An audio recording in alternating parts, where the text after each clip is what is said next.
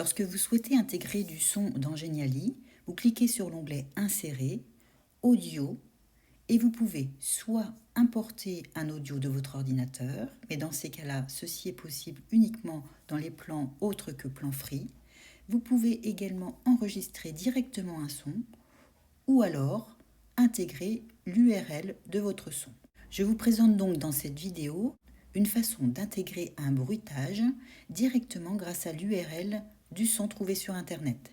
Je vais utiliser le site lasonothèque.org. Je tape le mot-clé correspondant au son que je cherche et je vais avoir le choix entre plusieurs résultats. Je teste et lorsqu'un son m'intéresse, je clique sur son titre et je vais pouvoir choisir dans un premier temps son format. Je choisis en général le format MP3. Une fois le format choisi, je vais cliquer sur télécharger, mais je ne vais pas plus loin dans le téléchargement. J'observe son nom et je vois entre parenthèses l'idée de ce son. Ici, 1604. J'annule alors la demande d'enregistrement et je vais cliquer sur URL qui se trouve sous le bouton télécharger. Ici, j'observe qu'il y a différents formats possibles. Je clique sur le dossier MP3 et je vais aller chercher le son 1604. Une fois trouvé, je fais un clic droit sur ce document et je vais copier l'adresse du lien.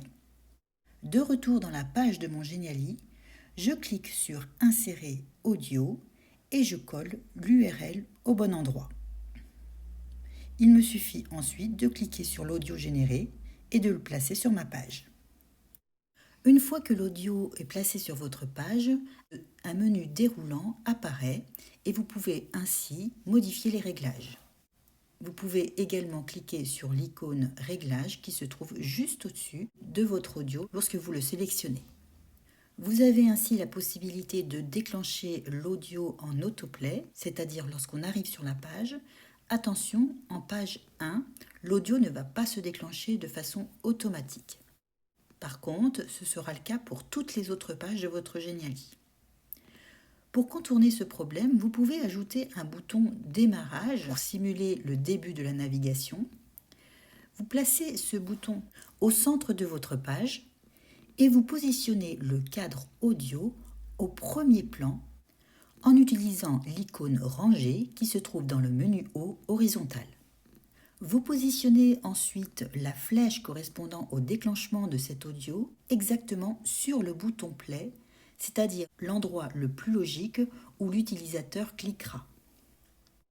Dernière étape, il vous suffit maintenant de cliquer sur l'icône transparence dans le menu haut horizontal et de rendre le cadre audio totalement transparent. Voici le résultat en mode prévisualisation.